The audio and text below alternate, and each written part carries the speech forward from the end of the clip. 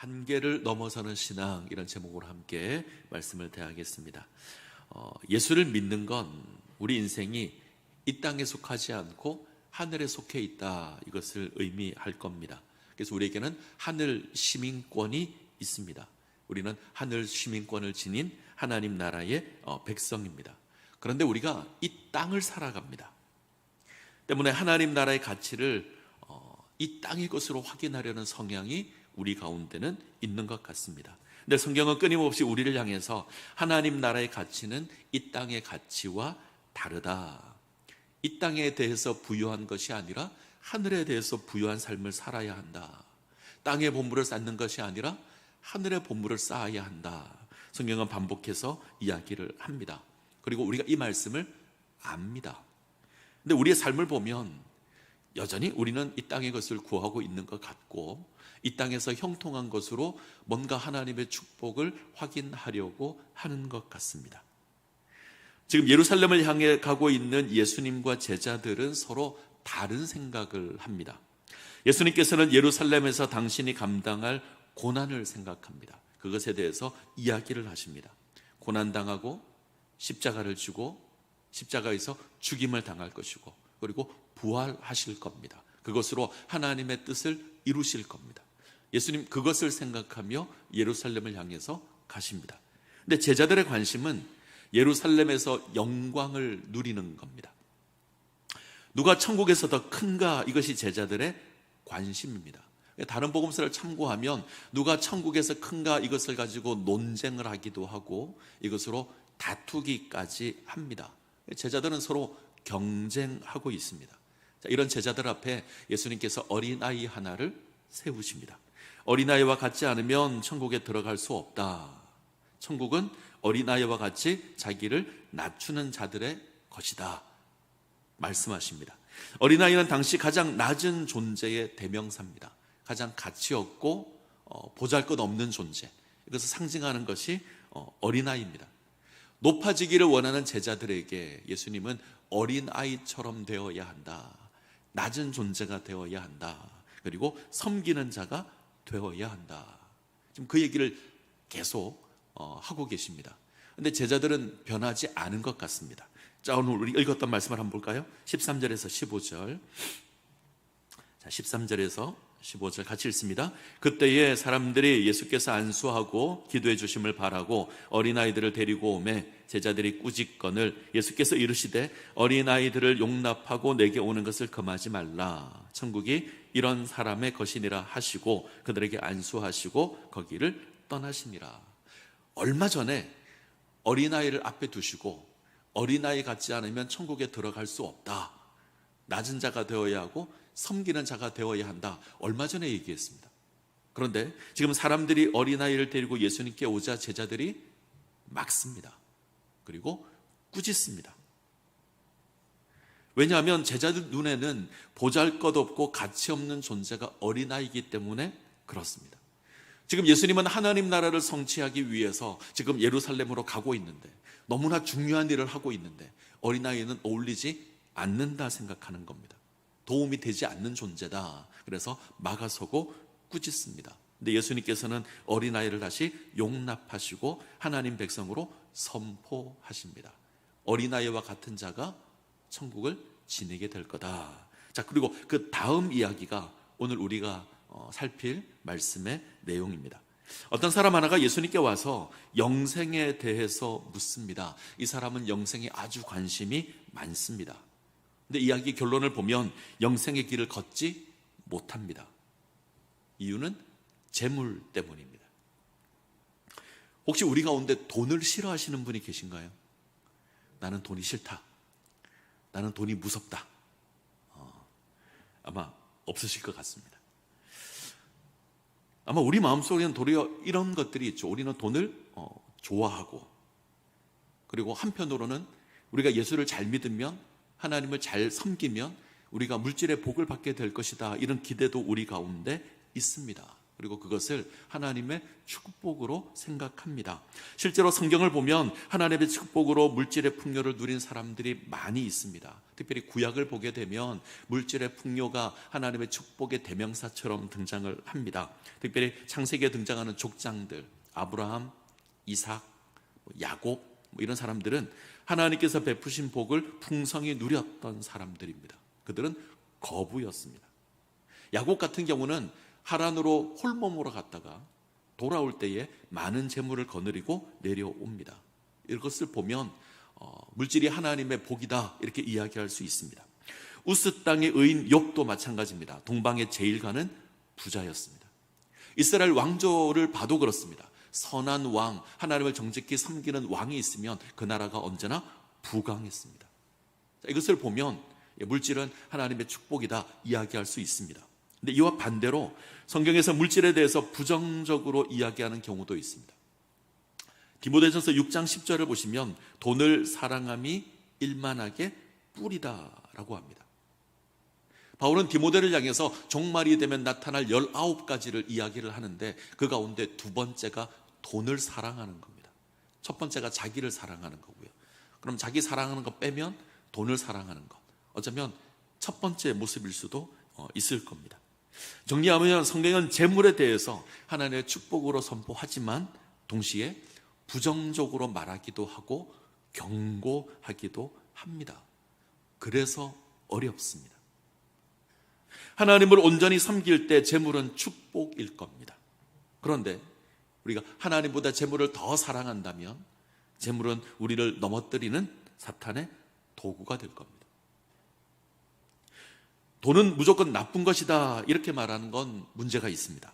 동시에 그리스도인은 무조건 가난하게 살아야 돼 이것도 문제가 있고요. 그리스도인은 무조건 부자가 되어야 해 이것도 문제가 있습니다. 자, 분명한 건 기준이 필요할 겁니다. 이 땅의 세계관으로 재물을 구하면 안 됩니다. 우리는 하늘의 세계관으로 재물을 구해야 합니다. 우리는 재물의 종이 되면 안 됩니다. 재물을 다스려야 합니다. 이런 모습들이 우리 가운데 필요할 겁니다. 자, 오늘 말씀을 다시 한번 보죠. 오늘 말씀에 등장하는 이 사람은 재물 많은 부자입니다. 그리고 20절을 보시면 청년으로 나옵니다. 누가복음을 보시면 관원으로 등장합니다. 오늘날로 말하면 공무원입니다. 자, 젊은 청년이고 재물이 많고 관원입니다. 사회적인 지위도 누리고 있고 물질적인 부도 가지고 있습니다. 이 사람이 예수님께 와서 간구하는 내용을 보면 종교적인 열심도 있습니다. 내가 무슨 선한 일을 하여야 영생을 얻을 수 있습니까? 영생에 대한 갈급함도 있습니다. 그리고 예수님과 대화하는 걸 보면 율법도 열심히 지켰습니다. 자, 이런 사람 어떨까요? 정말 괜찮은 사람 아닐까요? 우리에게 딸이 하나 있는데 이런 사람을 사위감으로 데리고 오면 아마 우리는 아주 만족할지 모릅니다. 이런 사람이 우리 교회를 찾아오면 우리는 아마 두 팔 벌려서 환영할 겁니다. 그런데 오늘 이야기의 결론을 보면 이 사람은 예수님을 따르지 못합니다. 재물 때문에 예수를 따르지 못합니다. 재물이 영생의 걸림돌이 됩니다. 선한 선생님이여 내가 무엇을 하여야 영생을 얻을 수 있습니까? 이 사람 영생을 구합니다. 하나님 나라를 구합니다. 그러자 예수님께서 계명을 지키라. 그리고 계명의 내용을 이야기하십니다. 10계명의 후반부를 이야기하시죠. 살인하지 말라, 간음하지 말라, 도적질하지 말라, 거짓 증언하지 말라, 내 부모를 공경하라. 여기 하나를 덧붙입니다. 내 이웃을 너 자신같이 사랑하라. 그러자 청년이 나는 다 지켰습니다 라고 대답합니다. 그리고 혹시 부족한 게 있으면 내게 말씀해 주십시오. 그러자 예수님께서 소유를 다 팔아서 가난한 자들에게 나누어 주고 당신을 쫓으라고 합니다. 그러자 이 청년은 근심하고 돌아갑니다. 재물이 많았거든요. 그래서 근심하고 돌아갑니다. 이것이 본문의 내용입니다. 자, 우리는 오늘 말씀에 서로 다른 두 개의 세계가 존재한다 기억했으면 좋겠습니다. 이 땅의 세계가 있고 하늘의 세계가 있습니다. 땅의 세계는 나를 세우는 걸 목표로 하는, 목적으로 하는 그런 세계관으로 운행되는 세상입니다. 많이 가지고 많이 높아지면 인정받는 세계입니다. 부자 청년은 여기 속해 있습니다. 하늘 세계는 이 땅의 세계와는 다른 하나님의 나라입니다. 예수님께서 속해 있는 세계입니다. 이 세계는 하나님의 뜻을 행하는 것을 가치로 삼는 세계입니다. 하나님의 뜻은 낮아지는 것이고 섬기는 것입니다. 자, 부자 청년은 땅의 세계에 속해 있습니다. 스스로 높아지기를 원하고 그것을 이루는 삶을 살았습니다. 그는 부자이고요, 그리고 관원입니다. 이 땅에서 자신을 세우기 위해서 그는 많은 노력을 했고 그것을 이뤘습니다. 그리고 그것으로 하나님 나라를 구하기를 원합니다. 자, 예수님께 와서 이렇게 묻습니다. 선생님, 내가 무슨 선한 일을 하여야 영생을 얻을 수 있습니까? 자, 이 질문은 자기를 드러내는 겁니다. 내 힘으로 할 수 있다라는 겁니다. 내가 어떤 일을 하면 영생을 얻을 수 있습니까? 자기 능력으로 구할 수 있다는 겁니다. 자, 이런 모습은 계명을 다 지켰다는 것에서도 드러납니다. 나 이거 다 지켰습니다. 어렸을 때부터 다 지켰습니다. 당당하게 예수님께 말합니다. 그리고 예수님께 또 이야기하죠. 아직도 무엇이 부족합니까?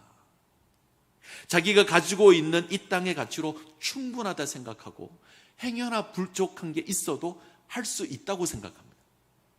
자기 스스로 자기를 세우고 그것으로 만족하고 그것으로 하나님 나라를 구할 수 있다는 사람이 부자 청년입니다. 자, 예수님께서는 이러한 생각을 무너뜨립니다. 땅의 조건으로는 하나님 나라를 구할 수 없다 선언합니다. 땅의 세계와 하늘의 세계는 전혀 다른 세계입니다. 땅의 것으로 하늘의 것을 구할 수 없습니다. 부자 청년이 가지고 있는 조건은 하나님 나라에 어울리지 않습니다. 부자 청년, 어떤 선한 일이라도 할 수 있다 고백하지만 예수님께서는 선한 분은 오직 한 분뿐이시다. 하나님만이 선하다. 이 땅에 누구도 하나님의 선함을 지닐 수 없다. 하나님 나라가 요구하는 선의 모습이 인간의 선과 맞지 않는다는 겁니다. 여기서 우리가 질문도 하나 할 수 있죠. 그러면 율법을 열심히 지킨 건 뭡니까? 율법을 열심히 지킨 건 어떻습니까? 부자 청년이 열심히 하나님을 섬긴 거 아닙니까? 부자 청년은 그렇게 고백하죠. 어려서부터 율법을 지켰습니다. 나는 정말 열심히 하나님을 섬겼습니다. 하나님 예배했습니다. 그렇게 생각하십니까? 이 청년이 정말 하나님을 섬겼을까요? 저는 생각이 좀 다릅니다. 이 청년은 하나님을 섬기지 않았습니다. 선생님, 내가 무슨 선한 일을 하여야 영생을 얻을 수 있습니까? 이 질문에 답이 있습니다. 청년은 자기를 세우는 선한 일로 율법을 지킵니다. 자기의 공로를 쌓기 위해서 율법을 지킵니다. 자기를 드러내는 방편으로 율법을 지킵니다. 하나님을 섬기는 모양은 있습니다. 율법은 지킵니다. 예배도 드립니다. 그런데 그건 자기를 세우는 선한 일입니다. 하나님의 뜻을 행하는 율법을 행하지는 않았습니다. 이 땅에서 나를 드러내고 내가 인정받기 위해서 율법을 지키는 겁니다. 모양은 있죠. 살인하지 않았고 간음하지 않았고 도적질하지 않았고 이런 모양은 있습니다. 그런데 하나님께서 원하시는 뜻을 행했는가라고 물으면 다릅니다. 자, 우리가 지난 시간 이혼에 대한 율법을 살폈습니다. 모세 율법은 이혼 증서를 써주면 이혼할 수 있다. 율법은 그렇게 가르쳤습니다. 그런데 이 율법이 의미하는 건 이혼할 수 있다가 아니죠. 이혼하지 말라입니다. 모세가 이혼 증서를 써주고 이혼할 수 있다고 이야기한 건 너희가 이혼하라는 것이 아니라 이혼하지 말라는 겁니다. 함부로 여자가 버려졌는데 그렇게 할 수 없다는 겁니다. 모세 율법이 의미하는 건 이혼할 수 없다. 특별히 여인들을 보호하는 겁니다. 그 율법이 의미하는 건 아내를 사랑하라는 것이고 가정을 지키라는 겁니다. 여자를 함부로 버릴 수 없다는 겁니다. 그런데 유대인들은 증서를 써주고 여자를 버렸습니다. 그리고 율법을 지켰다고 생각합니다. 하나님의 뜻과 반대로 행하는데 유대인들은 율법을 지켰다고 합니다. 자, 예수님께서 청년에게 십계명의 내용을 말씀하시며 내 이웃을 내 자신같이 사랑하라, 이 말씀을 콕 찍어 말씀하신 이유가 여기 있을 겁니다. 청년이 속해 있는 이 땅의 세계에서 청년은 율법을 자기를 드러내는 수단으로 삼았습니다. 그래서 문자적으로 지킵니다. 살인하지 않고, 간음하지 않고, 도적질하지 않았다, 이렇게 얘기하죠. 나는 살인하지 않았습니다. 나는 간음하지 않았습니다. 나는 도둑질하지 않았습니다. 나는 이거 다 지켰습니다. 지금 내세우는 건 나는 뭐뭐하지 않았답니다. 이 기준에서는 다른 사람과 관계되지 않고 얼마든지 율법을 지켰다는 겁니다. 이렇게 표현하면 좋을 것 같아요. 혼자 무인도에서 살아가면 율법을 다 지킬 수 있습니다. 그죠? 무인도에서 혼자 살아가면 살인을 할 일도 없고, 간음을 할 일도 없고, 도적질 할 일도 없습니다. 그렇게 율법을 지킨 겁니다. 하늘 세계에서 율법이 선포하는 건 이웃을 사랑하라는 겁니다. 이웃은 살인의 대상이 아니라 사랑의 대상이고, 나의 만족을 위해서 취하는 대상이 아니라 내가 섬겨야 될 대상입니다. 그래서 예수님께서는 너의 이웃을 너 자신과 같이 사랑하라 말씀하십니다. 그 사랑을 행하지 않는다면 온전하지 않는 겁니다. 율법을 지킨 것이 아닙니다. 예수님께서는 이 부자 청년을 향해서 네가 온전하지 못하다 선언합니다. 자, 온전함, 이 말은 하나님의 뜻을 행하는 상태가 온전함입니다.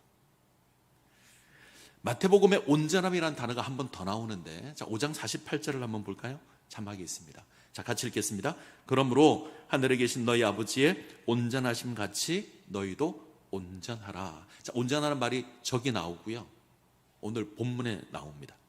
자, 이때 온전함, 예수님께서는 하늘에 계신 하나님께서 해를 악인에게도 비추고 선인에게도 비춘다. 하나님께서 비를 내리시는데 의로운 자에게도 내리고 불의한 자에게도 내린다, 이 말씀을 하신 이후에 방금 우리가 읽은 그 말씀을 하십니다. 하나님께서 악인에게도 은혜를 베푸신다. 하나님께서 악인에게도 해를 비추시고 의롭지 못한 자에게도 비를 내리신다. 이 하나님의 온전하심을 너희가 본받아야 한다. 이때 온전함은 뭘까요? 다른 사람을 섬기는 것, 다른 사람을 사랑하는 것. 그 대상이 악인이든 그 대상이 불의한 자이든 이웃을 섬기는 겁니다. 중요한 건 나를 세우는 게 아닙니다. 다른 사람을 세우는 것이고 다른 사람을 섬기는 겁니다. 이것이 온전함입니다. 율법을 온전히 지킨다는 건 그 율법을 통해서 다른 사람을 섬긴다는 겁니다. 근데 청년은 아니죠. 자신은 율법을 열심히 지킨다고 하지만 자기를 드러내는 율법을 지켰지 다른 사람을 섬기지 못합니다. 때문에 예수님께서 가진 것을 팔아서 가난한 자에게 주라, 이 말씀을 하시자 등을 돌리고 떠나갑니다. 예수님께서 가진 모든 것을 다 팔아 가난한 자들에게 나누어 주고 나에게 와서 나를 따르라 했을 때 이 부자 청년은 순종하지 못합니다. 자, 19장 22절을 볼까요? 22절 같이 읽겠습니다. 그 청년이 재물이 많음으로 이 말씀을 듣고 근심하며 가니라. 자기가 가지고 있는 그 재물 포기하지 못합니다. 재물의 한계를 넘어서지 못합니다. 그래서 오늘 설교 제목이 한계를 넘어서는 신앙, 이렇게 되어 있습니다. 저는 성경에서 가장 안타까운 장면이 이 장면이라고 생각합니다. 성경을 잘 보시면 예수님께서 이 청년을 보시고 사랑하는 마음으로 권면하십니다. 네가 가지고 있는 것을 다 팔아서 다른 가난한 자에게 나누어 주고 그리고 와서 나를 쫓으라. 특별히 이 청년을 마음에 두시고 이렇게 말씀하시는데 이 청년은 슬픈 기색을 띠고 근심하고 등을 돌리고 떠나갑니다. 유진 피터스는 이렇게 번역을 했습니다. 방금 읽은 말씀을, 그것은 그 젊은이가 전혀 예상하지 못한 말씀이었다. 그는 기운이 쭉 빠져 예수를 떠나갔다. 그는 많은 것을 움켜쥐고 있어서 차마 그것을 놓을 수 없었다. 이렇게 이해하시면 좋을 것 같습니다. 이 땅의 것을 놓아야 하늘의 것을 잡을 수 있습니다. 이 땅의 것을 놓아야 하늘의 것을 잡을 수 있습니다. 이 땅의 한계를 넘어서야 하늘의 것을 취할 수 있습니다. 땅의 것을 움켜쥐고 있으면 하늘의 것을 잡을 수 없습니다. 아프리카에서 원숭이 사냥하는 방법이 있다고 합니다. 입구가 좁은 항아리 하나를 준비하고요, 그 항아리 속에 바나나를 넣어두면 원숭이를 잡습니다. 원숭이가 바나나를 먹기 위해서 항아리 속에 손을 집어넣고 바나나를 손으로 딱 잡습니다. 그러면 이 잡은 손이 항아리보다 커서 항아리에서 손을 빼지 못합니다. 손을 놓으면, 바나나를 놓으면 뺄 수 있는데 놓지 않습니다. 사냥꾼이 다가오지만 손을 빼지 못합니다. 손에서 바나나를 놓으면 얼마든지 도망갈 수 있는데 움켜잡은 것을 포기하지 못해서 잡혀버립니다. 지금 부자 청년은 이 땅의 재물을 놓을 수가 없어서 영생을 구하지 못하는 겁니다. 이 땅에서는 그 재물이 자기를 세우는 겁니다. 자기를 고귀하게 만들고 자기를 드러내게 만듭니다. 근데 그것을 포기하지 못합니다. 결국은 재물을 움켜쥐고 등을 돌리고 떠나가는 겁니다. 만약 우리가 이 땅에 주어진 재물을 나를 세우는 것으로 이해하고 나를 드러내는 것으로 이해하고 그것을 우리 손에 움켜쥐고 있다면 우리는 하나님의 나라를 구하지 못할 겁니다. 오징어 게임이라는 드라마가 있습니다. 큰 돈을 빚진 어쩌면 인생의 실패자들을 모아서 엄청난 상금을 걸고 게임을 합니다. 아무것도 모르고 참가한 사람들이 처음 했던 게임이 무궁화 꽃이 피었습니다 라는 게임입니다. 이 게임에 많은 사람이 죽습니다. 그리고 그 이후에 자신이 참여한 게임이 목숨을 담보로 하는 것을 알고 사람들이 게임을 그만두고 일상으로 돌아갔습니다. 근데 돈에 찌든 일상을 견디지 못하고 얼마 뒤에 스스로 그 게임에 참여합니다. 돈의 노예로 살아가는 인생의 모습입니다. 이런 이야기가 있습니다. 어느 날 사탄이 10개의 병을 들고 한 청년을 찾아와서 이야기합니다. 10개의 병 가운데 9개에는 꿀물이 들어있고 1개에는 독약이 들어있는데 꿀물이 들어있는 병을 찾아서 마시면 엄청난 돈을 주겠다. 어떻게 하시겠습니까? 9개는 꿀물이고 하나는 독약입니다. 9개 중에 하나를 뽑아서 마시면 엄청난 돈을 구할 수 있습니다. 처음에 청년은 거절했습니다. 돈이 아무리 좋아도 생명과 바꿀 수 없다. 거절합니다. 근데 돈의 유혹을 이기지 못했습니다. 10개 중에 1개인데 그 하나만 피하면 되는데, 그래서 떨리는 손으로 병 하나를 골라서 마십니다. 다행히 꿀물을 선택했습니다. 약속대로 큰 돈을 받았습니다. 그리고 사탄을 향해서는 다시는 자기를 찾아오지 말라 소리를 쳤습니다. 그래서 사탄이 다시 제안을 합니다. 9개 중에 하나를 마시면 2배를 주겠다. 이 유혹에 넘어갑니다. 그리고 또 하나 꿀물을 얻어서 더 많은 돈을 받고 방탕하게 살아갑니다. 급기야 알코올, 마약 중독, 이렇게 삶이 허물어져 갑니다. 돈을 다 쓰고 나면 또 사탄을 찾아가는 거예요. 또 하나를 골라 마시고 또 돈을 얻고 또 세상에서 살고 마지막으로 2병 남았습니다. 돈벼락을 맞을 수도 있고 죽을 수도 있고, 꿀물을 선택하면 엄청나게 많은 돈을 벌 수 있습니다. 그러나 독약을 선택하면 죽을 겁니다. 노인이 된 이 사람은 식은땀을 흘리며 병 하나를 골라서 마십니다. 꿀물이었습니다. 소리쳤습니다. 내가 이겼어. 내가 살아남았어. 어서 돈 내놔. 승리에 도취한 이 노인에게 사탄은 병 하나를, 마지막 병을 스스로 마시면서 이렇게 고백했답니다. 처음부터 독약이 든 병은 없었다. 근데 너는 이미 돈이라는 독약에 죽어가고 있다. 너는 돈에 얽매여 살다가 영원한 것을 잃어버렸다. 돈에 사로잡힌 인생은 결코 하나님 나라를 구할 수 없습니다. 돈을 움켜잡은 손은 하나님 나라를 잡을 수 없습니다. 놓아야 합니다. 그래야 영생을 구할 수 있습니다. 지금 예수님의 가르침은 분명합니다. 돈을 움켜잡은 이 땅의 한계를 넘어서라는 겁니다. 그걸 놓고 하늘을 구하라는 겁니다. 그러면 영생을 얻을 수 있습니다.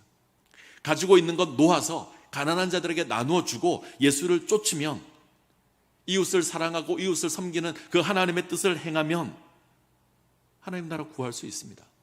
어린아이와 같은 자를 용납하면, 어린아이와 같은 자를 인정하고 섬기면 하나님 나라를 구할 수 있습니다. 재물은 이것을 위해서 사용되어야 합니다. 자, 21절을 보겠습니다. 21절 같이 읽습니다. 예수께서 이르시되 네가 온전하고자 할진대 가서 너희의 소유를 팔아 가난한 자들에게 주라. 그리하면 하늘에서 보화가 네게 있으리라. 그리고 와서 나를 따르라 하시니. 예수님의 명령은 단호합니다. 가라, 팔아라, 주라, 오라, 따르라. 5개의 동사입니다. 청년은 잘못된 자신의 삶으로 돌아가서 자기가 가지고 있던 모든 것을 다 팔아 처분해야 합니다. 가난한 자들에게 나누어 주어야 합니다. 다시 예수님께 돌아와야 합니다. 예수님을 쫓아야 합니다. 이 땅의 세계를 버리고 하늘의 세계를 잡아야 합니다. 손에 움켜진 것 버리고 예수를 잡아야 합니다. 그러면 영생입니다. 근데 땅이 것을 쥐고 있으면 예수를 쫓을 수 없습니다. 마태복음 6장 24절을 볼까요? 한 사람이 두 주인을 섬기지 못할 것이니 혹 이를 미워하고 저를 사랑하거나 혹 이를 중히 여기고 저를 경히 여김이라. 너희가 하나님과 재물을 겸하여 섬기지 못하느니라. 한 사람이 하나님과 재물을 겸하여 섬길 수 없습니다. 하나님을 섬긴다 하면서 재물을 섬길 수 없고, 재물을 섬기면서 하나님을 섬길 수 없습니다. 재물을 움켜쥐고 하나님을 예배할 수 없습니다.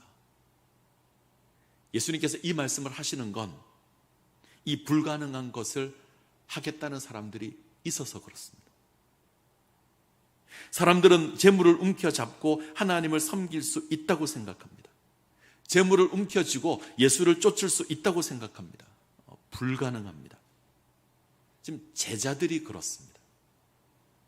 이 땅에서 높아지기를 원합니다. 이 땅에 헛된 욕망을 꿈을 꾸고 있습니다. 예수로 말미암아 높아지기를 원합니다.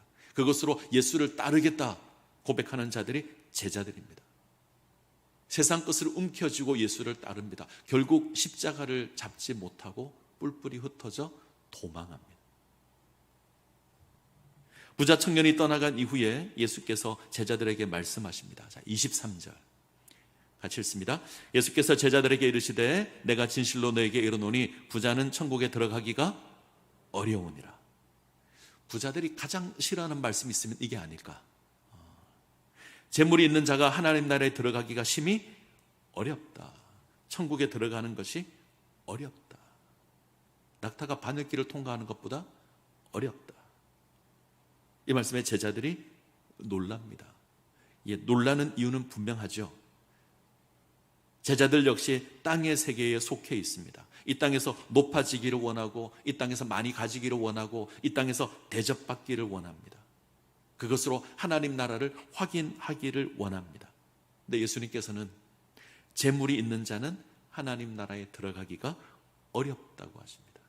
더 충격적인 말씀도 하시죠. 24절 다시 너에게 말하노니 낙타가 바늘길로 들어가는 것이 부자가 하나님 나라에 들어가는 것보다 쉽다.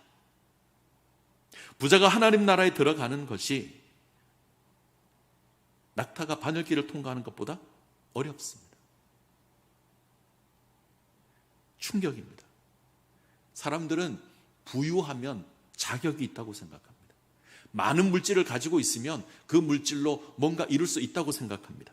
그런데 부유함이 하나님 나라에서는 걸림돌이 될 수 있습니다. 제자들이 묻습니다. 그러면 누가 영생을 얻을 수 있습니까? 예수님께서는 사람으로는 할 수 없지만 하나님께로서는 다 하실 수 있다. 구원의 기준은 사람이 아닙니다.